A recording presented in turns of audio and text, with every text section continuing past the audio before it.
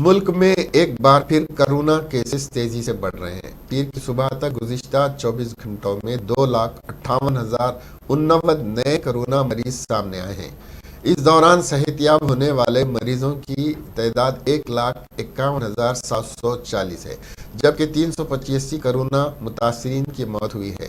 مرکزی وزارت صحت کی طرف سے پیر کو جاری کردہ اعداد و شمار کے مطابق ملک میں کرونا سے صحت یاب ہونے والوں کی کل تعداد 3,52,37,461 ہے۔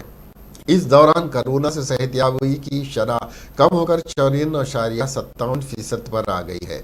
ملک میں فعال مریضوں کی تعداد 16,56,341 ہو گئی ہے۔ روزانہ انفیکشن کی شرح 19.65% تک پہنچ گئی ہے۔ ICMR کے مطابق گزشتہ 24 گھنٹوں میں 13 لاکھ سے زیادہ ٹیسٹ کیے گئے۔ اب تک کل 70,37,00,000 ٹیسٹ کیے جا چکے ہیں۔